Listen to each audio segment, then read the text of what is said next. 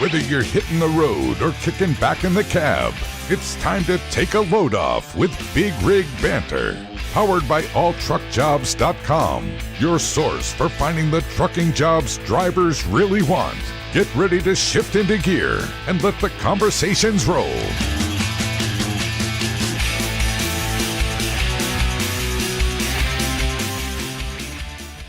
Hello and welcome, truckers. Today is April 3rd. This is the 27th episode of Big Rig Banner. I'm your co-host, Troy Diffenderfer. And I'm your favorite co-host, Lene Rule. And Lene, how are you doing today?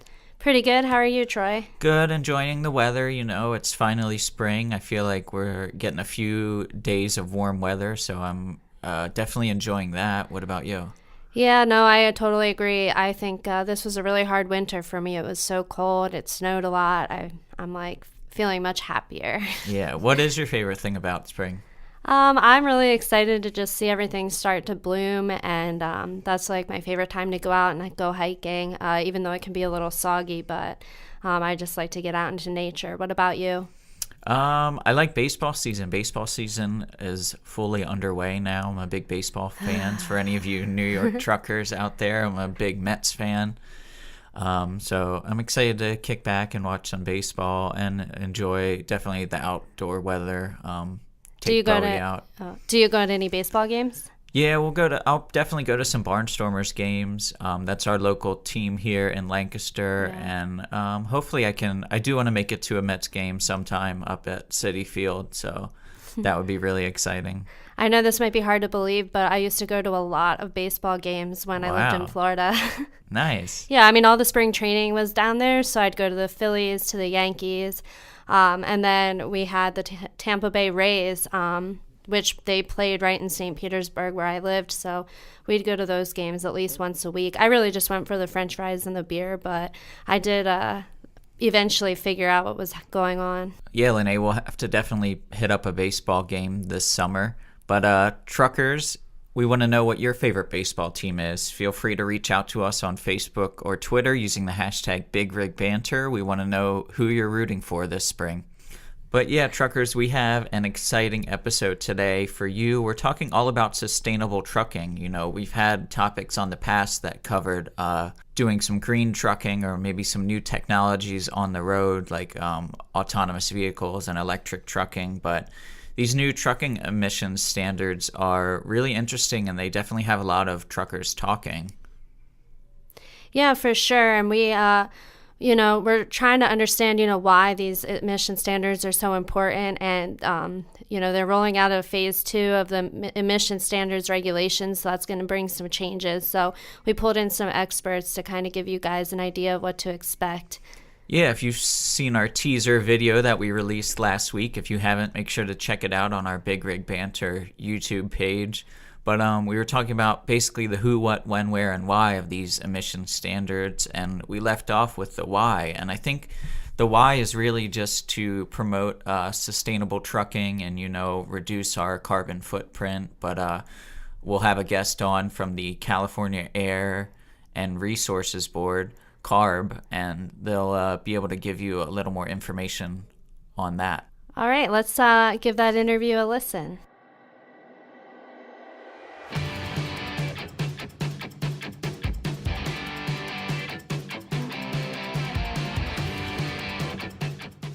All right, I'm here with Kim Heroy-Rogalski. She's from the California Air and Resources Board, and Kim is the chief of the Mobile Source Regulatory Development Branch. Kim, how are you?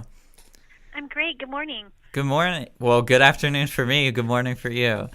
But just right off the bat, so why don't you give us a little rundown of your job title? That's definitely a mouthful. It sure is, but it's not as bad as my terribly long last name.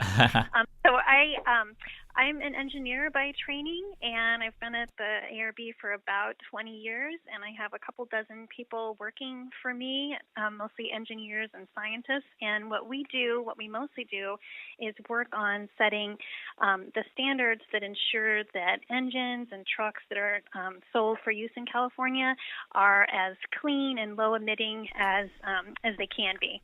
And so my teams work on emission standards for what what we call criteria pollutants, like oxides of nitrogen and diesel particulate matter.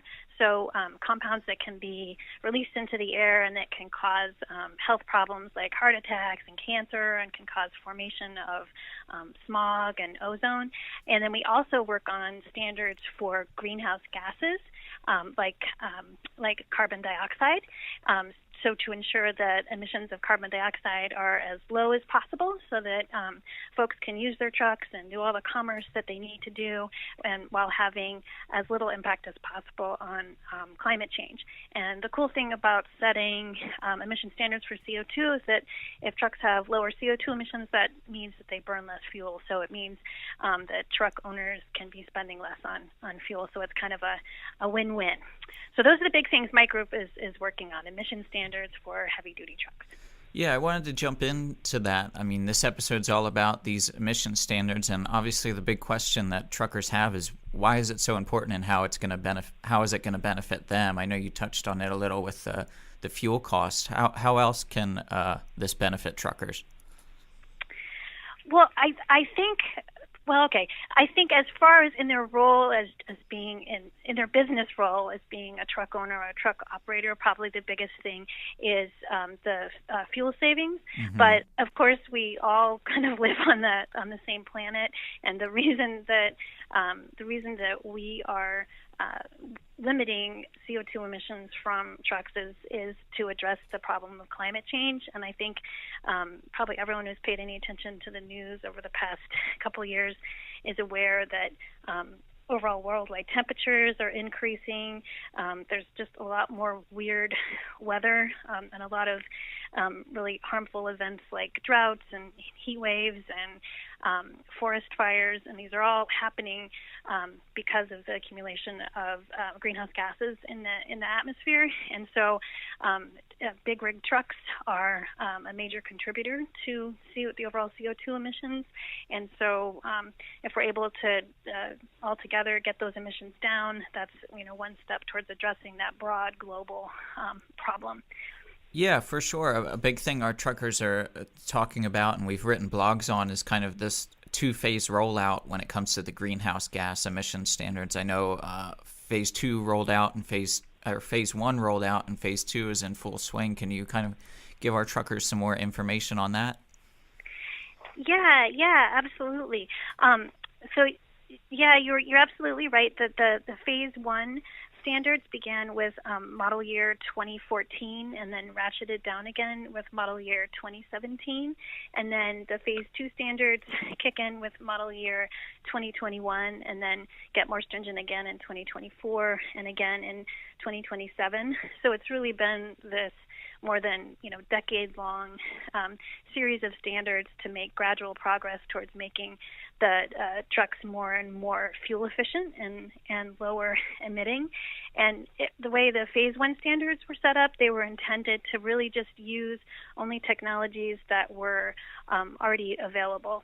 And then the phase 2 standards pushed a little further to try to push manufacturers to make some advances that could be incorporated into trucks.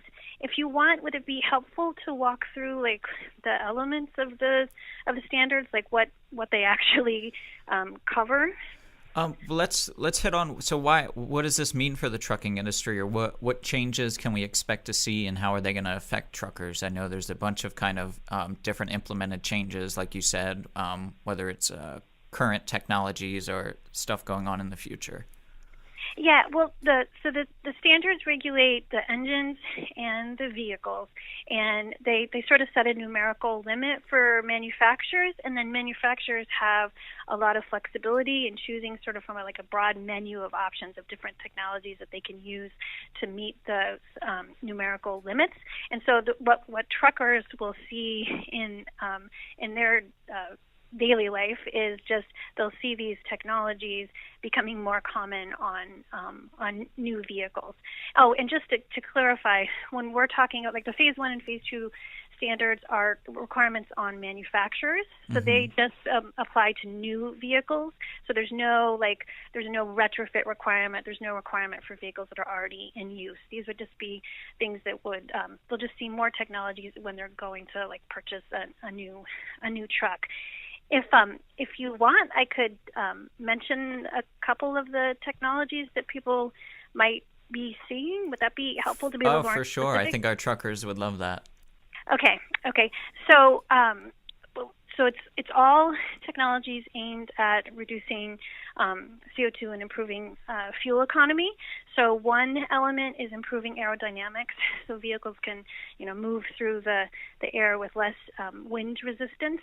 So you could see different fairings. You could see skirts on the sides of tractors and trailers and rear fairings. Also, in addition to improving aerodynamics, there's improved tires to reduce rolling resistance. So low rolling resistance tires, and those are, for both of these, we expect some improvements. We know some improvements were put in place to meet the Phase 1 standards, and we expect just more and more as the Phase 2 standards kind of come into effect. There's also some technologies that might not be so obvious, but the engine manufacturers have really been doing a lot of work to try to make the engines absolutely as efficient as possible. So they're looking in great detail at what's going on inside the engine and trying to reduce friction wherever they can and use better lubricants so that the engine parts can move with wasting less heat. So there's all kinds of little improvements that go into the engine that in some can end up improving cutting the fuel used by 5%. So it's the manufacturers are really looking high and low to come up with every way they can eke out a little bit more fuel economy improvement. Let's see.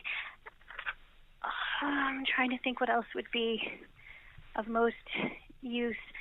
There's also some more advanced technologies that are an option for getting credit in the rules. So we're hoping, as particularly as time goes on in the outer years, towards the 2027 years, that manufacturers would be making more zero emission vehicles, more vehicles with more hybrid vehicles, systems like stop-start systems that turn off the engine when it's not propelling the truck forward. Some cylinder deactivation, which is shutting down the cylinder when the engine's under relatively low load, so that you don't waste fuel running cylinders that aren't needed. So there's all kinds of improvements like that. It should be relatively, if you're just buying a truck, it'll probably all be relatively seamless. You wouldn't necessarily be aware of every one of these technologies, but it's all in there. Oh, another one that truckers might notice is predictive cruise control. So helping the truck drive in such a way that it takes advantage sort of the natural terrain and wastes less fuel. So so those are some. Hopefully that helps. For sure. And Kim, if you can you kind of paint our listeners a picture when it comes to maybe what the landscape of trucking emissions was like before these regulations were passed, kind of how things were like before and why it was so important for there to be change? Yeah, absolutely. Again, for the greenhouse gas standards, it's really heavy-duty trucking is one of the largest sources of greenhouse gas emissions. So it's one of the places, if you look at where the nation uses fuel, it's one of the big categories. So if you're, as a policymaker, if you're looking at how are we going to address this overwhelming problem of climate change, you have to kind of try to address all the big sources. So I believe heavy-duty trucks in California are responsible for about 8%, so almost 10% of the total greenhouse gases. So that's why, from a sort of environmental regulator standpoint, we were interested.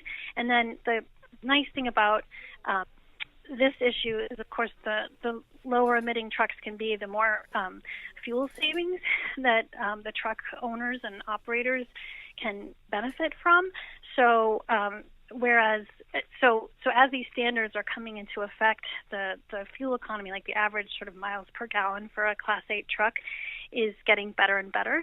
Before the Phase 1 standards went into effect, we think on average it was about 5.5 miles per gallon. And of course, there's assumptions that go into this about what the truck is hauling and everything, but just as a rule of thumb, we think before Phase 1 it was about 5.5 miles per gallon. Once Phase 1 it was fully implemented, so 2017, it was up to about 6 miles per gallon, and once Phase 2 comes in, is fully implemented by like 2027, it'll be at like 9 miles per gallon. Great. So that'll make hopefully save folks a lot of money, while benefiting the planet.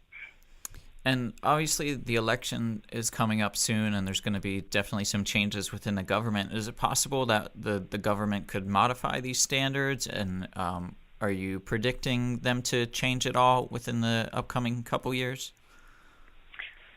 It's always possible. I mean, both California and the federal government have a rulemaking process, and we're kind of, it's always possible that things could change. I suspect that the Phase 2 standards will be quite stable because they were really consensus standards that we worked out with California and the federal government, and really the cooperation of industry, so including manufacturers and trucking organizations, because it was a really nice situation where it kind of does benefit everybody. So I know when the latest administration came into power, the latest federal administration came into power, they have a really strong agenda at trying to prevent unnecessary regulations. So they were really scrutinizing all the existing regulations and new ones that were coming into effect to look for things that they could throw out, right, or roll back. And I know that the engine and truck manufacturers were quite vocal in letting them know that no, as you're looking for regulations to eliminate, don't eliminate this one, because this is really a win-win for everyone. And so I think they really helped protect these standards from being changed. There is one wrinkle that I could talk about. Sure. So the Phase 1 standards cover engines and vehicles from Class 2B up through Class 8. So that's like everything 8,500 pounds gross vehicle weight rating and up. Okay, so engines and vehicles for Phase 1. For Phase 2, it covers engines and vehicles, and also trailers.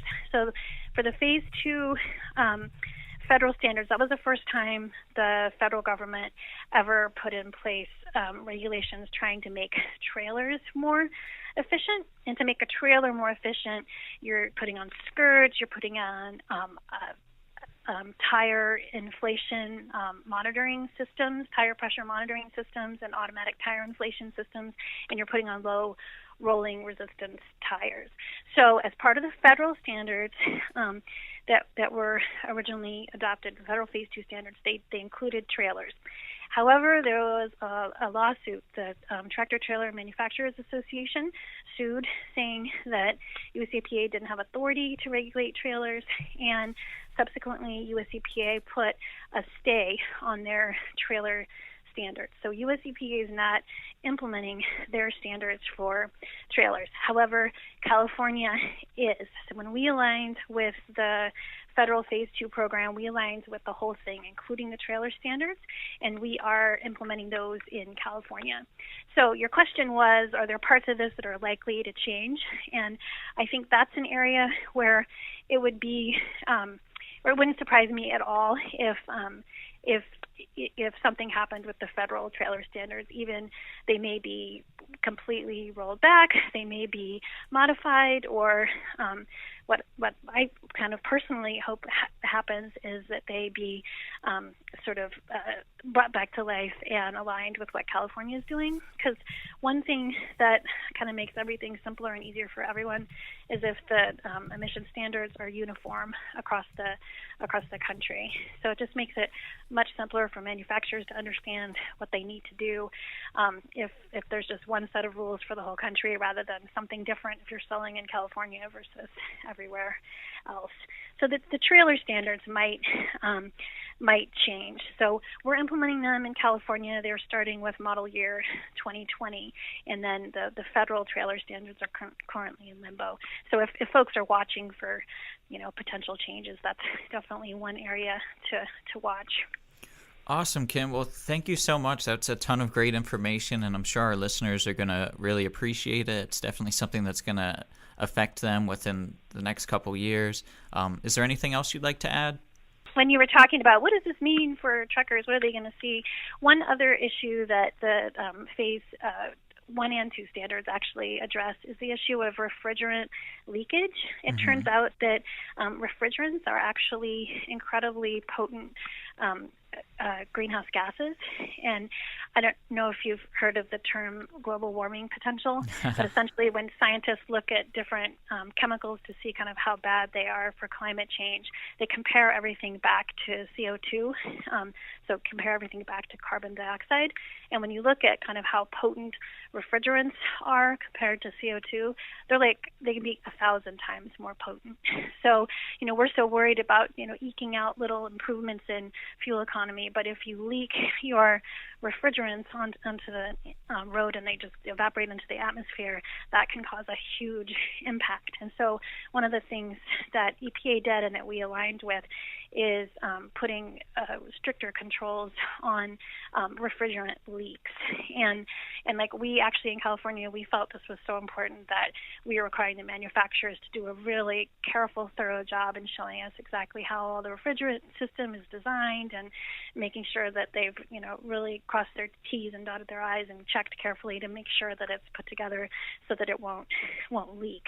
So that's something that folks might be aware of and might notice. So hopefully they'll be having less trouble with refrigerant leakage.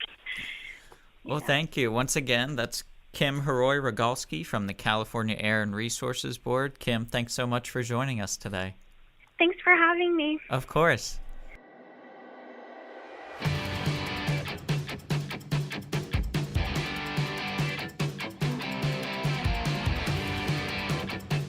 All right, and a big thanks to Kim Heroy-Rogalski from the California Air and Resources Board. And truckers, feel free to leave a review wherever you're listening to the podcast. We'd really appreciate it. Yeah, and for those of you who are tuning in for the first time, I'd just like to give you some background that Big Rig Banter is powered by All Truck Jobs. All Truck Jobs is an online job board, so you can go over there to alltruckjobs.com and check out our blog, which Troy and I both have articles on, and you can find jobs all across the country. All right, and thank you once again. I'm your co-host, Troy Diffenderfer. And I'm your favorite co-host, Lene Rule. And this has been Big Rig Banter. Thanks for tuning in to another edition of Big Rig Banter. For your next job, check out alltruckjobs.com, the premier online source for finding the best driver jobs in the country. Browse hundreds of positions by freight or driver type to get back on the road with confidence.